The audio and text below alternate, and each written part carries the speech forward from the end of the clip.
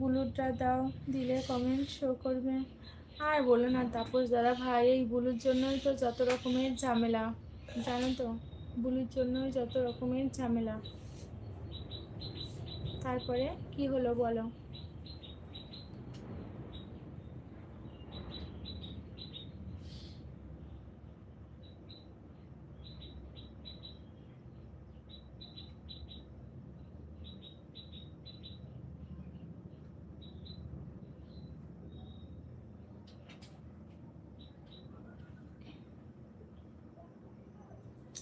বৌদি কেমন আছো?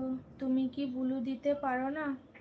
আমি ভালো আছি, তুমি কেমন আছো বলো বৌদি, একটা সং শুনবে প্লিজ? আরে না না, তেমন কিছু না, আসলে আমি ব্লু দিতে পারি না, সেটা আছে, সত্যিই পারি না। আবার আমি শুনে শুনে কিন্তু দিতে পারি, অনেকেই জানে ব্লু কীভাবে দিতে হয়, কিন্তু এই চ্যানেলটা আমার ভাসুরের ছেলে ঠিক করে দিয়েছে, তো আমি ওদেরকে বলেছি যে আমি ব্লু দিয়ে, মানে ব্লু চাই, সবাই ব্লু দেওয়ার কথা বলে, আমি ব্লুটা দিয়ে দিই। উনি, ওই ভাসুরের ছেলেই তো সব কিছু ঠিকঠাক করে, ও বলল তোমাকে এই ব্লু টুলু কাউকে দিতে হবে না, আর এসব ঝামেলা করবে না। তো মনে করো যে তখন থেকে কাউকেই হুলু দেওয়া হয় না, আর অনেক বন্ধুরা এসে হুলুর কথা বলেছে, এবার তাদেরকে হুলু দিইনি।